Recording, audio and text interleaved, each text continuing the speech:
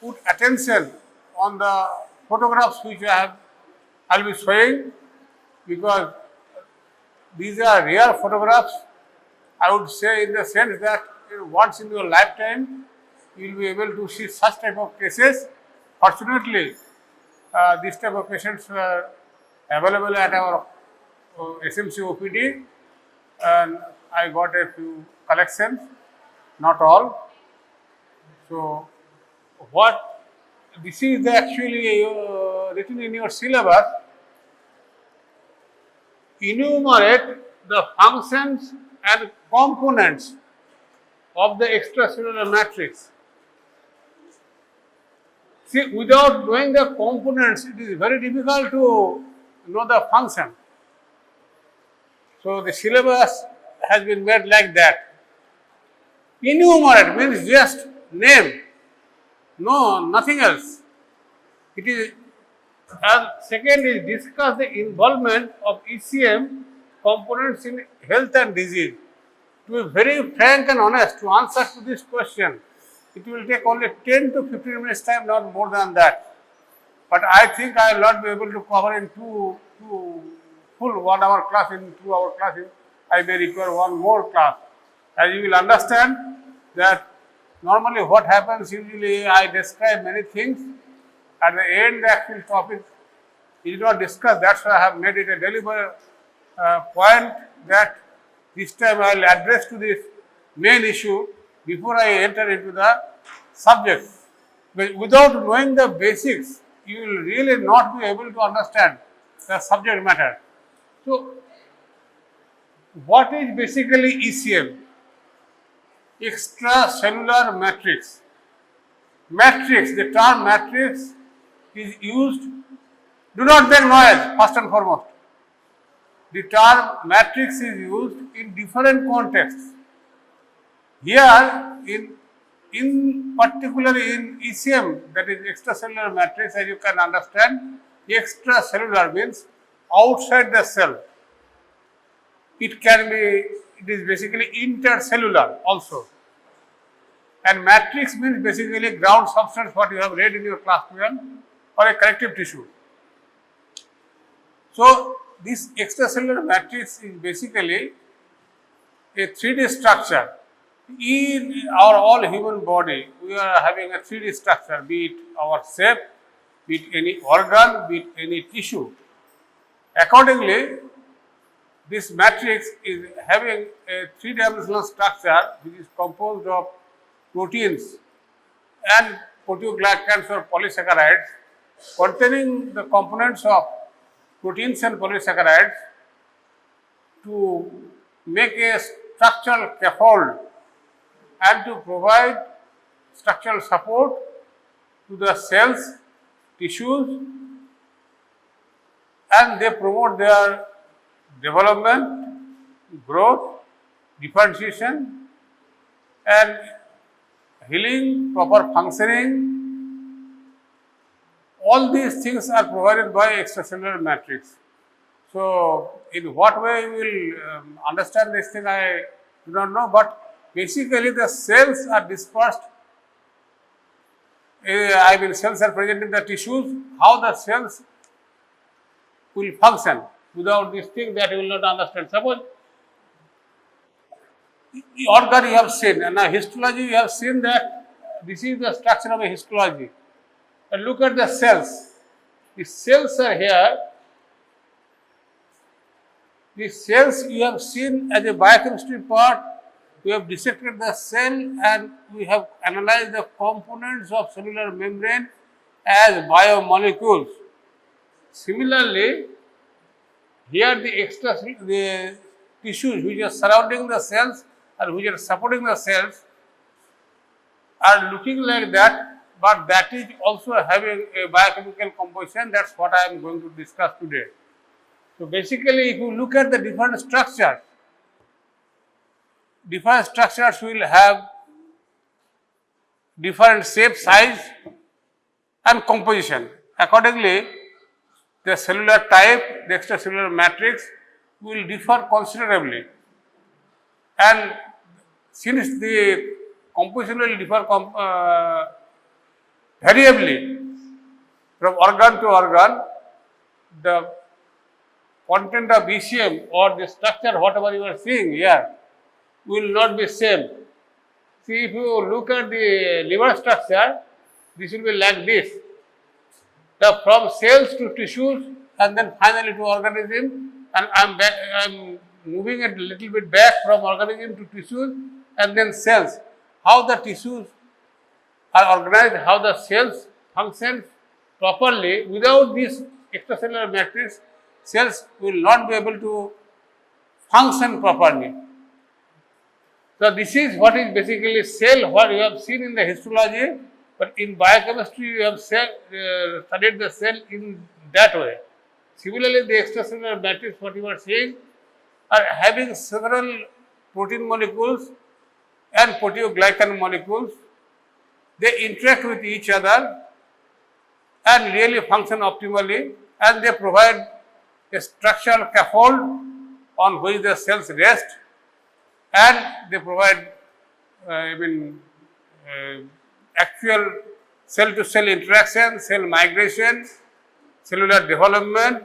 Even when there is an injury, this entire structure is broken. Now, all of you have perhaps sustained injury at some point of time. There is a cut, there is accident. There is damage, tissue damage occurred, and by virtue of the property of repair mechanism of the ECM, basically, the tissue comes back to normal position, provided adequate injury is not taken place, the structure will be restored to normal. But if there is a gross damage, maybe it is, if the dermis is involved, you will get a scar. If the dermis is not involved, no scar will be formed. Similarly, if there is a small burn, the tissue will come back to its normal position because of the proper remodeling of the injured area through a repair of the extracellular matrix. So, what are the components? Write down. The components are basically two. One is protein and second one is proteoglycan. Now, there are structural proteins. Basically, the structural proteins are collagen. Collagen is the most abundant protein of the body. Remember, collagen is the most abundant protein. Most abundant means how much? It is about 25%, 1/4, 25 to 35% maximum, not more than that.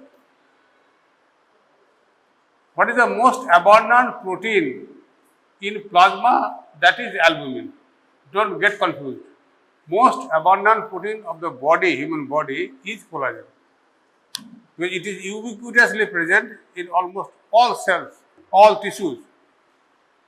Then elastin. Elastin is present in something which is, as you know, by virtue of the name, but there is elastic property, elastic recoiling, like lungs, we are breathing, heart contracting, urinary bladder, there is filling and there is voiding also. So, blood vessels were expanding and relaxing, So, these are the tissues where elastin tissues are present. Fibrous glycoprotein. Fibrous protein, these are no doubt fibrous protein, but some amount of carbohydrate is present. That's why it is called fibrous glycoprotein. And some are exclusively glycoprotein, that is laminin and integrin. They form structural proteins. Actually, integrin is not honestly speaking, a structural component. It acts as a receptor. Transmembrane protein. I will discuss at the end. Just skip a little bit to mark that integrin is not a structural protein. Laminin is a structural protein. So, basically, there are 6: collagen, elastin, fibrillin, fibronectin and laminin. You just write down all these 5 words. These are called structural proteins. That means they form the structure. That is, they form the scaffold. And proteoglycans, there are at least 30 categorized. The names are Versican is the most abundant proteoglycans. Proteoglycans, you know that it is basically a carbohydrate unit where there is protein is there is a link protein, there is a core protein on either side of the core protein. These gags, that is glycosaminoglycans, are arranged and there is a link protein and hyaluronic acid polymer is there. That structure I will discuss at the end. Today I will try to finish the structural proteins, but I hope I will not be able to cover all those things, only at least collagen elastin. Now gags, all you know, you have read in detail. Now this is the application of gag, what you have read in carbohydrate chemistry. Now you will see the importance of gag in extracellular matrix, and all these things you know. And of course, in the extracellular matrix is a gel-like substance. Basically, if you see the cell is also having a cytoplasm. That cytoplasm is having a gel-like material. Similarly, our body tissue, whatever you are seeing, we are feeling a little bit soft because it is a gel-like substance, basically covered, and because of the water, this structure is like that. If there is a least amount of water like bowl, it would have felt hard. So what are the functions of the ECM? I have deliberately, you can write it at random, but deliberately I have written it by breaking it into parts of protein and what are the functions of proteoglycans. Proteoglycans are basically gags like proteins. They provide structural scaffolding. I will discuss in detail a little bit comparison with the building structure. You have to have a structural scaffolding like this building. There is some structure must be there, scaffold must be there, on which the building has been made. It must have a foundation, it must have other structural scaffolding, depending on the type of building which is being constructed. Similarly, what type of tissues are there, accordingly the scaffolding will be there. The scaffolding of liver tissue will not be that same of a loose regular tissue or that of a lung, that you must remember. It provides elasticity and tensile strength. Where there is a elasticity is required, as I told you, lungs, urinary bladder, blood vessels, their elasticity is required, and tensile strength means, you see, elasticity is this one. Suppose this is a rubber band. If I pull it apart, it is getting out. So if I pull, this is elasticity, it will recall back. The amount of strength, the property of this structure, which can come back to its own original shape when the stress is removed. In contrast, you see, this is also a rubber band. This is also, it is a bit more having a more tensile strength, so that even if I am pulling it apart, it can be broken. Definitely, it can be broken. But this is difficult. So its tensile strength is more. Now its tensile strength. Suppose this tensile strength is much more. It is just like having how much pulling is required, stress is required, so that that structure will be broken. That is a tensile strength. So bone, the load bearing part. Suppose the buildings are produced or bridges, railway bridges, road bridges, over bridges are produced, have been made, but the structural beams are required, and the tensile strength of that beam is decided what will be the load bearing capacity. Similarly, in our body, our load bearing capacity is done by the accomplished by the bones, particularly the weight bearing zones. So that weight bearing zone must have an adequate tensile strength, not elasticity. So on the contrary, lung requires expansion. At regular, almost every second, every minute we are respiring for almost 15 to 20 times. So lung expansibility must be there, that is an external elasticity. So cell adhesion and migration. By this time you have read, you are quite aware that there is cell to cell adhesion, and cell migration also occurs during inflammation, particularly when there is inflammation, there is migration of leukocytes into the damaged site. So that cell migration is there, and cell adhesion is very important in health, because normally the cell to cell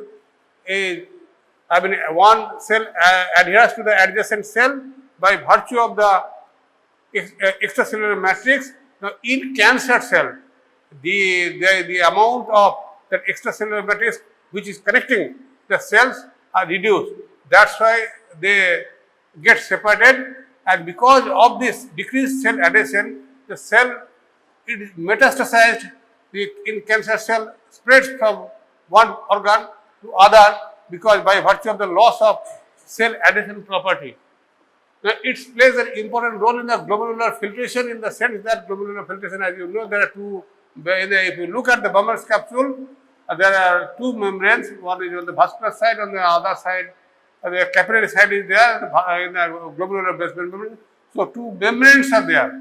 So, that membrane is, regulating some amount of, it is not allowing the larger molecules to pass through. That is also a function of ECM. Similarly, in the body tissue also, if there is, because of the structural aspects of the ECM, it is not allowing larger molecules to enter into the tissue, but allowing the smaller molecules to diffuse. So, wound healing and clotting process, platelet aggregation, these are all done by the fibronectin that you will read in your, while the wound healing will be dealt with. The proteoglycans are basically polyanions. So, they are polyanions, so they can bind polycations, they can bind sodium and potassium, and in that process they exert osmotic pressure and they drag water. And because of the water, these proteoglycans produce a gel-like substance. So, at relatively low concentration, they form a gel-like substance, and that maintains tissue turgor. I would inform all of you that you go to a slaughterhouse or when you go to a meat shop, you try to collect. I try to collect a little bit of liver, kidney, and then cut. You have a feeling what is that tissue. You take a liver, raw liver or a raw kidney, you will have the muscle, and you will see the feeling that is what is tissue turgor, and that tissue turgor is maintained by the gel-like substance of the proteoglycans. So, vitreous, if you take the eyeball and if you dissect it with a very fine, sharp the blade or scalpel, you will see that vitreous will come out and it will have a gel-like material. You will have the real feeling what a gel-like material looks like. So, you have to do it multiple times to get a feeling from the animal, anatomical structure. So, another part is fields of the places. This gel-like material basically, protein makes a scaffolding in association with glycosaminide. These proteoglycans, they also contribute structurally to the extracellular matrix, but this gel-like material fills up the space. They associate with each other and interact with the protein component in a specific way. Some binding to elastin, some binding to collagen, and they determine the structural organization of the matrix.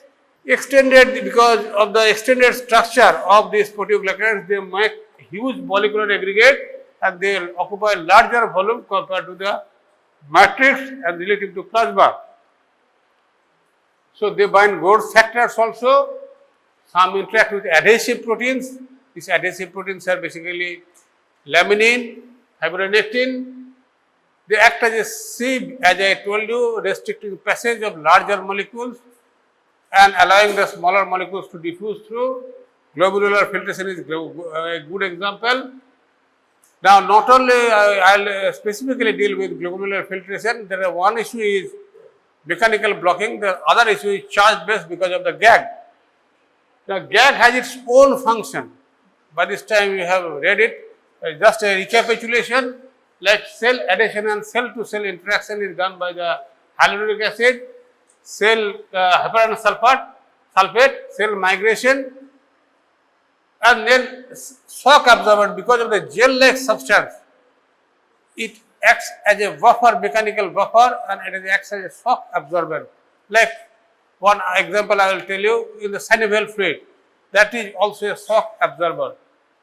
So anticoagulants, as you know, heparin and the corneal transparency, the clear cornea, what we see is because of the creatine sulfate. Now, one catch question for your MCQ question, deliberately I have written, it has nothing to do with your extracellular matrix. So, these normally the gags are sulfated, and it is having an amino sugar and one uronic acid. The uronic acid component is either glucuronic acid or iodinic acid, and the carbohydrate component is basically N-acetyl glucosamine or N-acetyl galactosamine, and these are sulfated. Remember, hyaluronic acid, there is no sulfation normally. So, hyaluronic acid is devoid of sulfate group, because sulfate group provides additional hydroxyl group, and keratin sulfate, remember, there is no uronic acid, it is made up of galactose and N-acetyl galactosamine. So, this can be come as a MCQ also. So, it protects the organ, as I told you, it helps in the development and differentiation and maintenance of tissue and organ, because if you do not have a proper scaffolding and proper barrier all around, you will not have the proper shape of liver or proper shape of kidney or proper shape of even the eye. So, it is also important to maintain the internal environment of the cell and outside also. So, merely interior and below exterior. ECM is a dynamic structure, I must say. It undergoes constant remodeling. That means there is a new formation and there is degradation. Now, if there is overproduction, that will be a problem. If there is a decreased degradation, that will be again a problem. So, MMP, that is metalloproteinase, basically degrades that extracellular matrix. So, that because of the constant synthesis and breakdown, it maintains a homeostasis. It is not a static structure, I would like to say. Now, coming to collagen is the most abundant protein, as I have told you, or I will tell you repeatedly. There are 45 identified genes, and there are 29 different types of collagens. It is very difficult to remember all these things. I will not want you also to remember, only the 5 important are not 5 also. 4 you can remember, that I will write down shortly.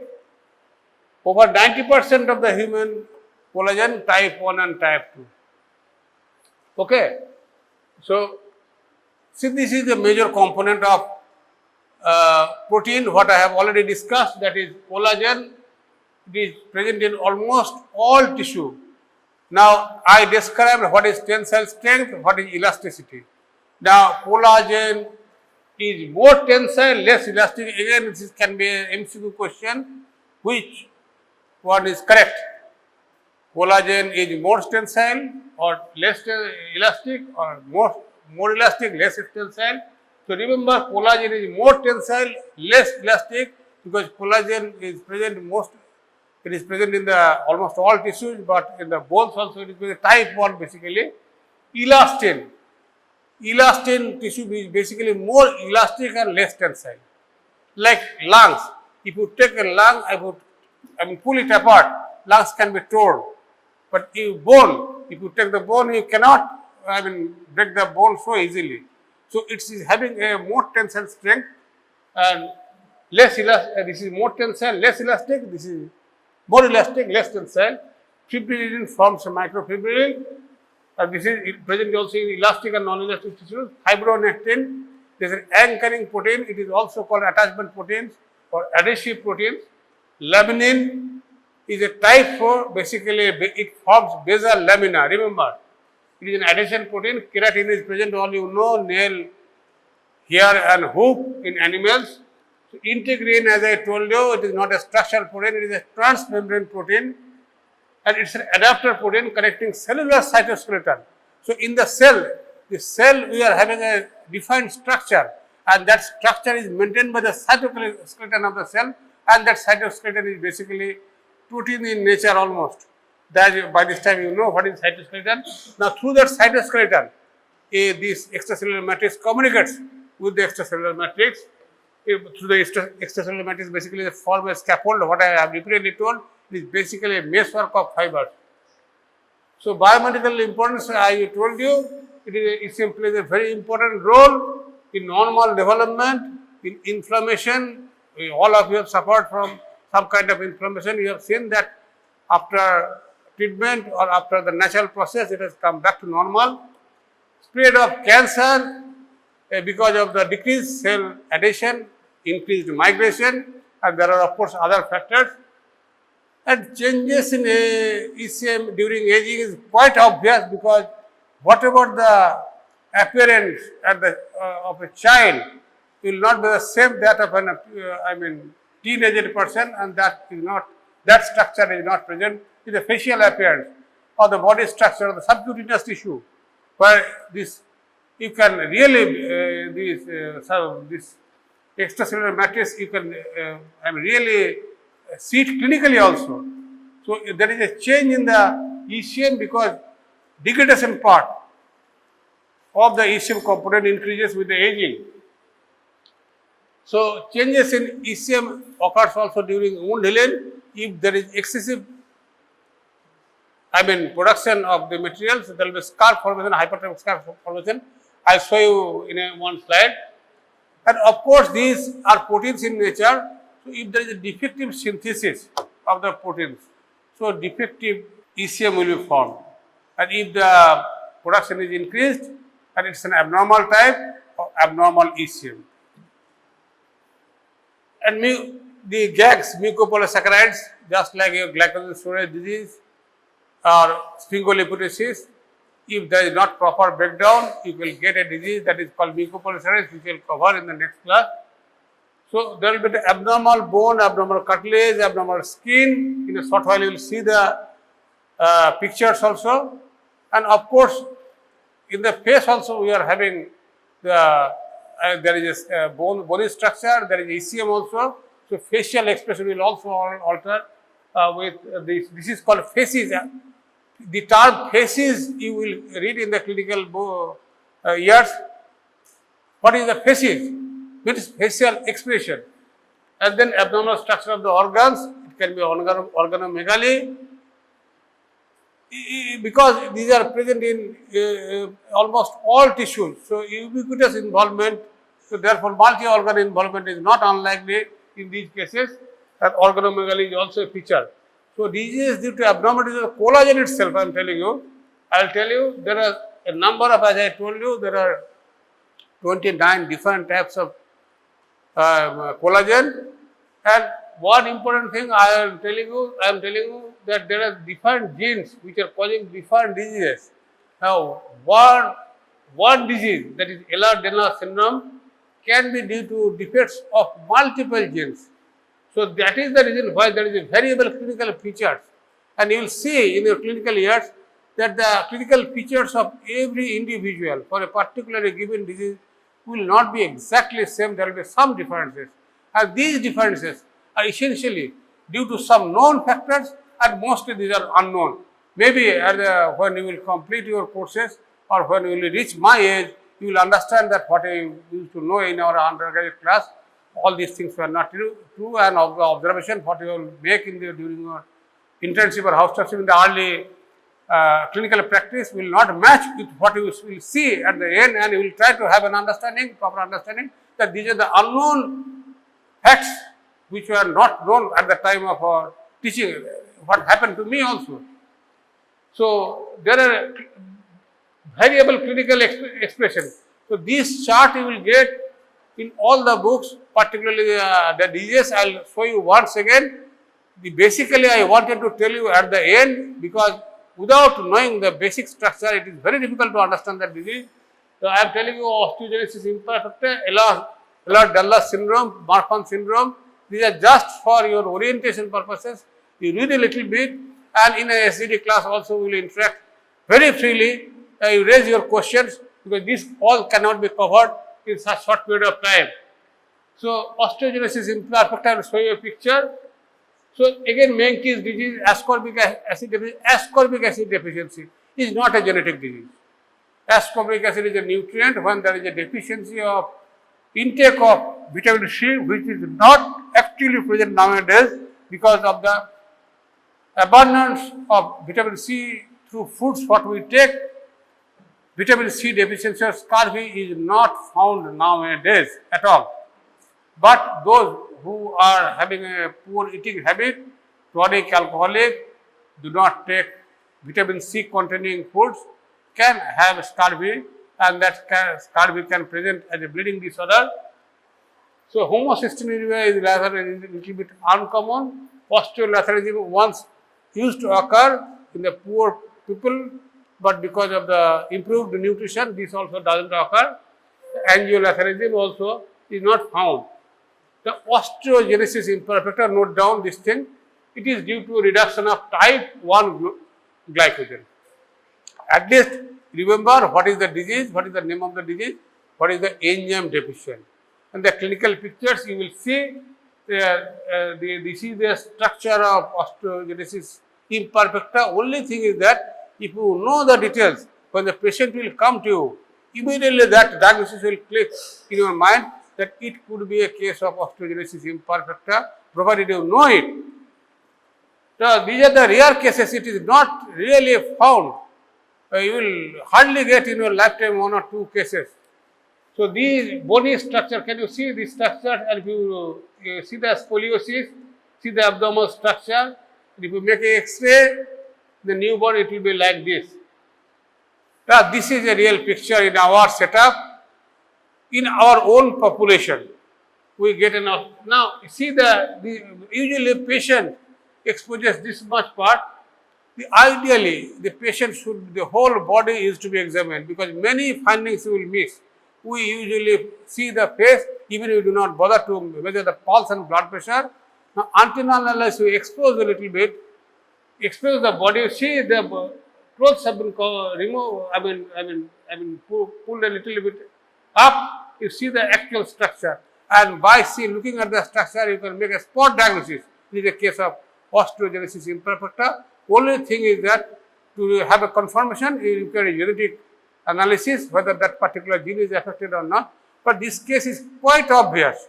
You can make a spot diagnosis itself, but it is reduction of type 1 glycogen and there is a replacement of a single glycogen, just like your sickle cell disorder. You note down there is a single replacement of a single glycine residue by cysteine is the actual defect, because importance of glycine will be obvious when I will teach you the collagen structure. The Ehlers-Danlos syndrome is another thing. You see the skin, we cannot pull the skin like this. It is not that much stretchable. The type 3 defective collagen is there, which is due to defective lysyl oxidation and lysyl oxidation hydroxylase. What is the function of lysyl oxidation and hydroxylase? Without that thing, you will not be able to really understand why the skin elasticity is like this. And because of the skin elasticity, there will be hyperflexibility. We cannot flex the finger. We cannot extend the finger like this, more than that. But there will be hyperflexibility because the tendons are relaxed. You can see the hyperflexibility, even the fingers, what we are seeing. These are normal fingers, and you are having, actually these fingers are, if you look at the fingers also, you see fingers are not, we cannot make this joint, that is wrist joint like this. So, this type of features will be there. Again, once in a blue moon, you will get this type of cases, and immediately it will drag your attention that it could be a case of Ehlers-Danlos syndrome. Alport syndrome. Remember, type 4 collagen is required for basement membrane formation. Now, if there is a defective or if there is a reduced formation of type 4 collagen, obviously the basement membrane will not be formed properly. So, in the glomerulus, I will tell you, it will involve all organs, particularly kidney, eye, ear. Now, if it involves kidney, the basement membrane of the glomerulus, basement membrane of the vessels will not be made properly, and there will be malfunction of the glomerular filtration. There will be basically damage, and it will cause blood cell to appear. So hematuria will be a finding, number one. And because of the chronic nature of the disease, at one stage the kidney will fail. That is called an end-stage renal disease, which will require dialysis. Moreover, because of the eye involvement, because of the ear involvement, there will be ocular problem, there will be hearing loss also. Deliberately, I have written an epidermis bullosa dystrophica type. There is reduction of type 7 collagen, and there is blister formation. So, with a minor trauma, we are having sustaining minor trauma. Suppose if I drag the skin, it will come back to normal, but here it will not happen. It will be injured simply. So there are 3 different classical types of collagen. This is the structure of different types of proteins which are involved in the extracellular matrix. And you can imagine that just like railway line, if any screw is removed, the railway line will not function. It will simply derail the train, high speed train. I mean, everything is important in a railway line, not only the track, but all the structures which are fixing, what is the platform, where the rail lines are placed. All these are important. Any breakage, anywhere, any functioning will cause distortion. So this will happen. So this is again epidermolysis bullosa in our own setup, in our own patient. You can diagnose, see the condition, miserable condition of the baby and the mother, the family. You see the condition, even with the minor trauma which can happen. And if you are really aware, in a general medical outdoor or in a pediatric outdoor, if you find this type of lesion, there are some diagnoses will come in your mind. One of them you keep as epidermolysis bullosa. I will show you some pictures.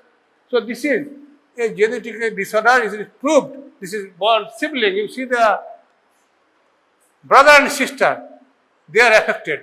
So this indicates that this is having a genetic component, hereditary component, and it is normally any disease is autosomal dominant or autosomal recessive per se, means or X-linked recessive.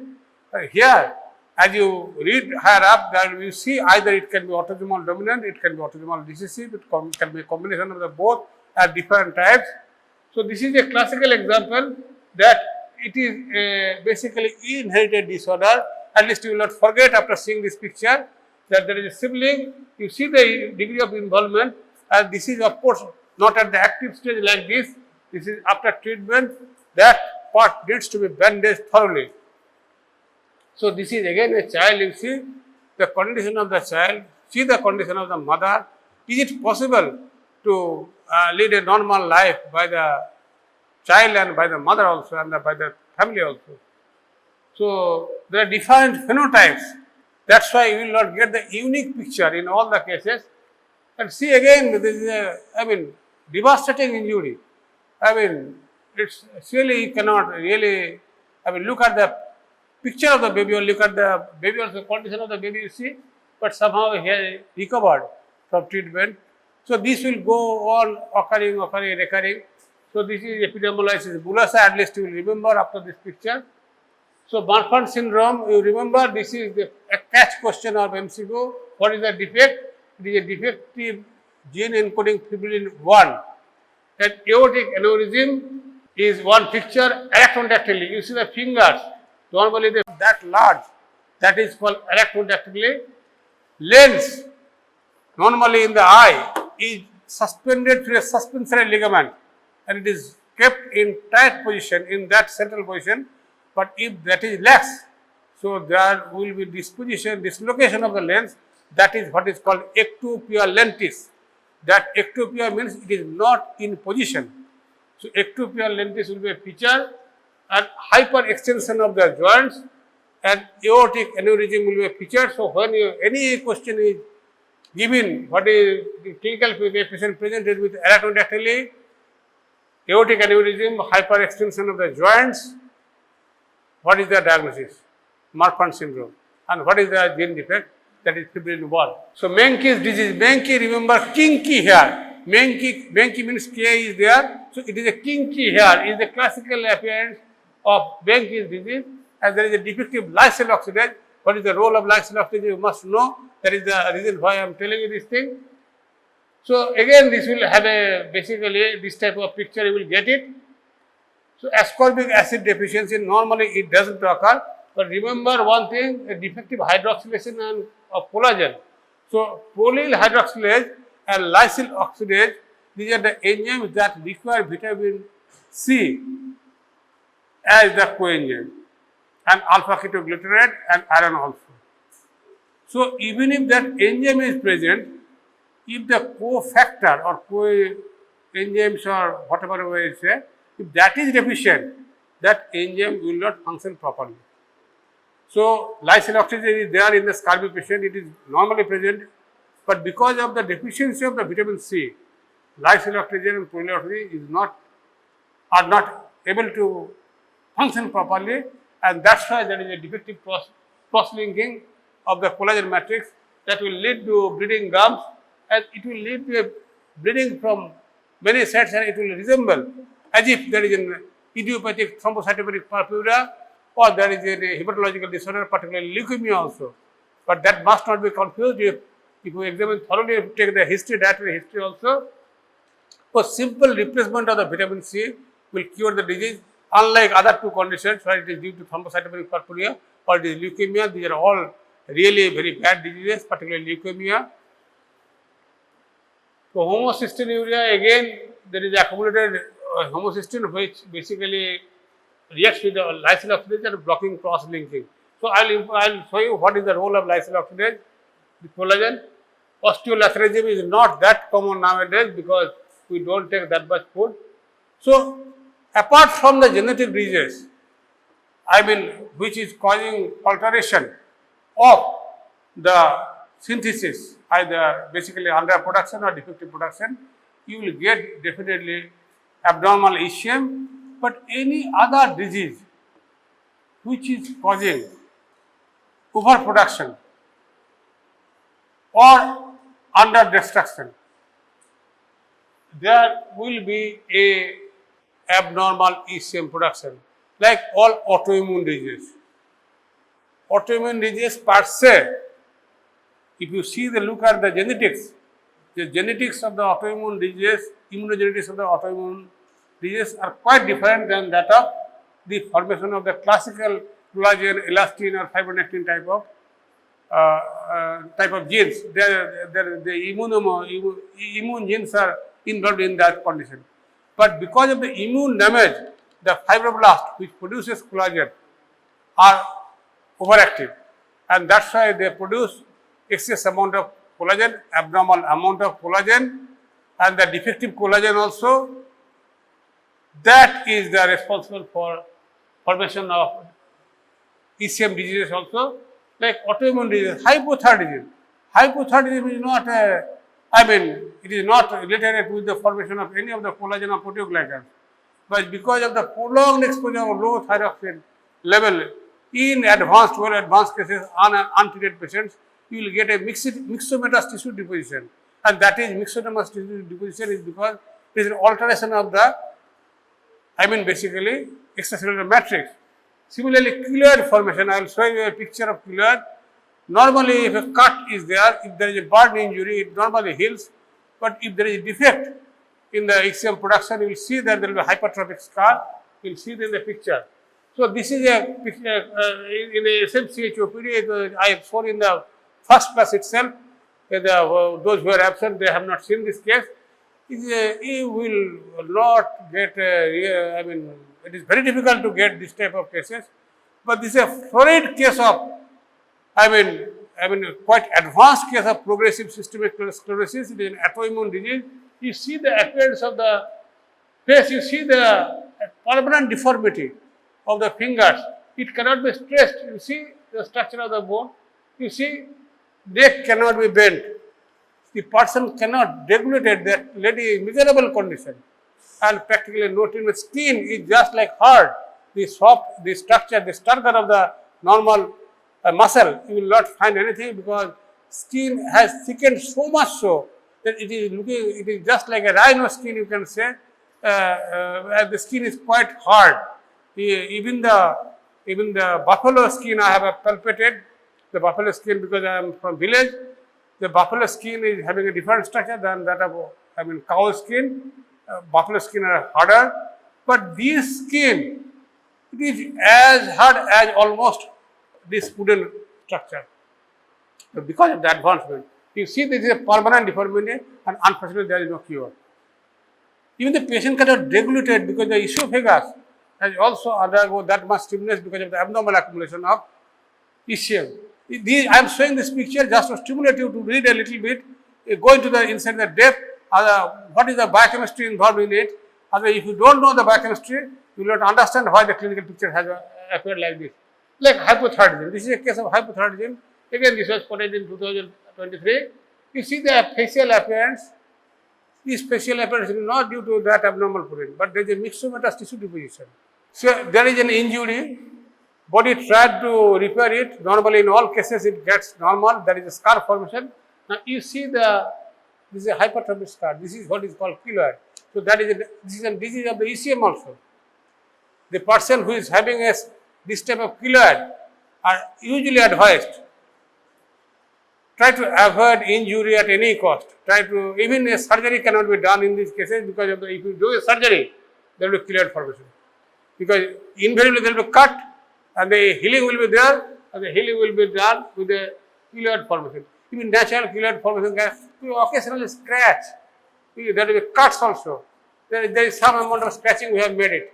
And if there is a defect, you can see these are the structures what you have been produced. This is the overproduction. So remodeling is failed in all these cases, and that is the reason why there is a hypertrophic scar. So tissue remodeling, as I told you, ECM undergoes constant remodeling. It's a dynamic structure. If there is a failure to remodel back to its normal, there will be a hypertrophic scar. Hypertrophic element. This is a keloid formation. So if you want to understand the ECM properly, because if you look at the liver or if you look at the kidney, it is having a different shape or different structure. Depending on the type of building what you want, a scaffold is required. So this is the structure of the scaffold. What I will say that if you look at the basement membrane, what is the basement? It is, I am comparing it with the basement membrane of any tissue, and you see the basement membrane, there are several structures which are made and on which it is cast. This cement is there, cement block is there, that is basically glycosamine glycan. And this is basically the protein structure which is making this thing, and so that this basement membrane is produced. So basement membrane is not produced only by proteins, but there is some interaction with proteoglycans.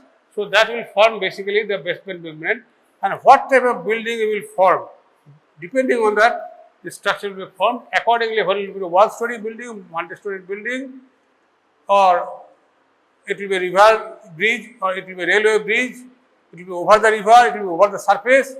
All these things depends, how the extracellular matrix will be formed. So cell is having a cytoskeleton, as I told you, it maintains the cell shape. Similarly, the scaffold is required to maintain the ECM structure also. So this cytoskeleton, their protein materials also interact with the protein materials or proteoglycans of the extracellular matrix. So this is the building structure. Again, I am showing you. Now you see look at the building this structure. This is the actual structure of the ECM. ECM protein molecules or glycosamine, what is being formed. This is almost, synonymous, I can tell you. So if you look at now the histological picture, this will be the epithelial cell, there is a basement membrane, and this is the basement membrane. You see the basement membrane is for the epithelial cell, basement membrane for the capillary, and there is a connective tissue matrix in which fibroblasts are there. And the fibroblast is responsible for forming the collagen protein mainly, and also it forms other proteins. The proteins which I have said about, this is fibronectin, laminin, elastin, these are also produced by other cells, but collagen by this fibroblast is the main cell which is responsible for forming the collagen, and the chondrocytes type 1, type 2, all these things. So, this is again a schematic diagram of how these structures, microfilaments, what I have said, this is a phospholipid bilayer, and this is an integrin, this is a transmembrane protein, and the proteoglycans are there, and collagen fibers are also there, they are interacting, and basically this is a schematic diagram of how do they interact. As I say, this is the structure of the basement membrane. This one is basement membrane. This is the phospholipid bilayer. Integrin, I told you, it is a transmembrane protein. Integrin is communicating with the basement membrane with the extracellular proteins. So, this is the basement membrane.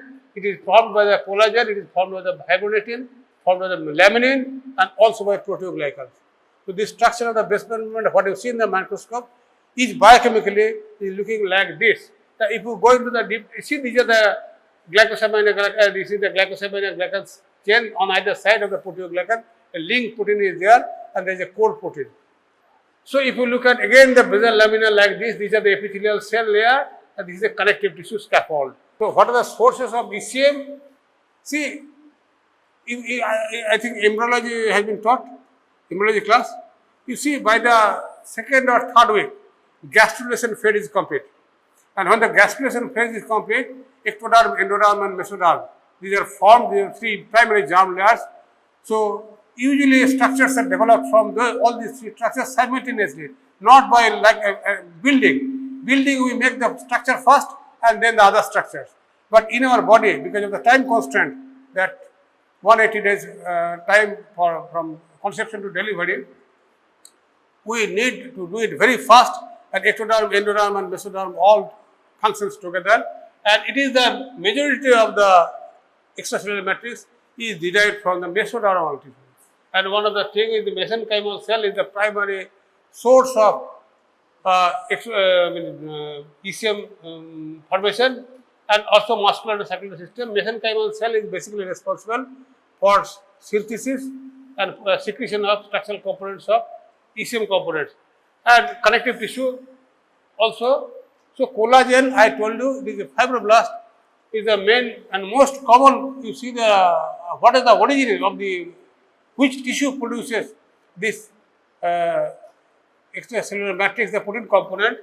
Collagen is produced by the fibroblast, and it is formed for the skin, tendon, and ligaments. And I told you to remember only a little bit about this chondrocytes. Chondrocytes are present in the cartilage.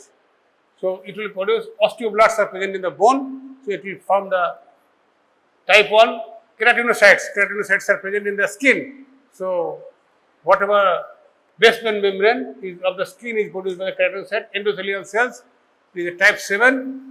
So, as I told you, type 7 damage is there. You have seen the basement membrane epidermolysis bullosa case, you have seen thoroughly. Schwann cell is present in the nerve cells. So, it will form that. Myofibroblast is a special type of fibroblast which is required for formation of wound healing and fibrosis. Then mast cell is a type 7, fat storing cell in the liver. I will tell you, I forgot to tell you about the effects of chronic alcoholism.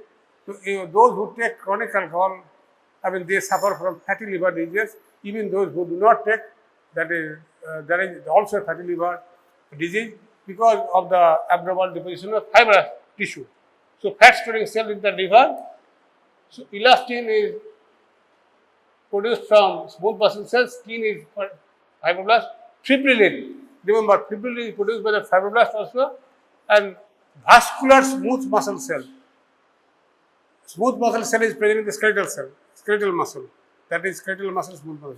In the vascular tissue, in the vein and arteries, there is a tunica media, and that is composed of muscle layer, and that is vascular smooth muscle cells, osteoblasts, chondrocytes. Fibronectin again is produced from different cells. You can read it. Laminin is produced from the epithelial cells, Schwann cells. So, composition of the ECM varies from tissue to tissue. Like bone, it is predominantly collagen fibers and minerals, because you know bone mineralization, I will tell you also. The calcium hydroxyapatite is there. Loose connective tissue will not have the structure as compact as bone. it will have a reticular fibers and ground substance only, and that is usually found in blood. What is the ECM for blood? ECM for blood is plasma. Plasma forms the ECM of blood, remember. That is, the blood is also connective tissue. That is again a cash question. What is the ECM for blood? ECM for blood is plasma or serum, you can say. So, collagen type 4, this I have already told you. Remember, 29 types. Collagen biosynthesis is complex. If that doesn't come, then I will tell you. It's more than 30 genes are involved. It's a very complicated procedure. And there are mutations, as you have noted, because of the defective collagen mutation, diseases occurred because of the defective enzyme. Now, these 5 types you try to remember, at least don't remember all these things, at least first 4 types. Type 1, you remember either mnemonic BST, CRB or SCAB. Remember this thing. So, number 1, type 1 is present in the bone. Remember at least one thing, remember type 1 is present in the bone. Type 2 is present in the cartilage. Type 3 is reticular fibers. Type 4 basement membrane, and type 5 is cell surface. Sir, চলে এসছে বন্ধ করছে আপাতত এসছে sir sir চলে এসছে এসছে sir আচ্ছা ঠিক আছে তো লেট বি কল এলে আমাকে বলবে এলে আমাকে বন্ধ করবে so you just remember this if there is a defect osteogenesis imperfecta you have seen and that is due to type 1 so similarly type 2 it will be if there is a defective formation then there will be cartilage. Type 3 is the formation of the reticular fibers. Type 4, I have shown you Alport syndrome very categorically. The glomerular basement membrane. Type 4, basement membrane is involved. Again, an MCQ question: which type of collagen is present in basement membrane? That is type 4. Remember, type 1 bone. Type 2 at least cartilage. Type 3 you remember for that Marfan syndrome.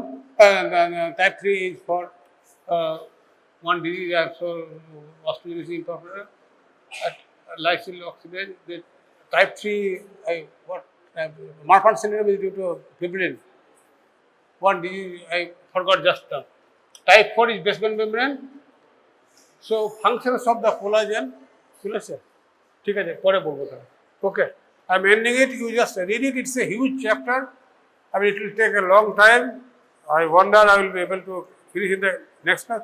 What I have told you so far, all these things are not written in the book. That is the reason I have told you the pictures which I have shown it to you are not available, all in your textbooks. You will get a description of the structures and you will not get an understanding what is ectopial lentis, what is skin elasticity, what is osteogenesis imperfecta. Okay.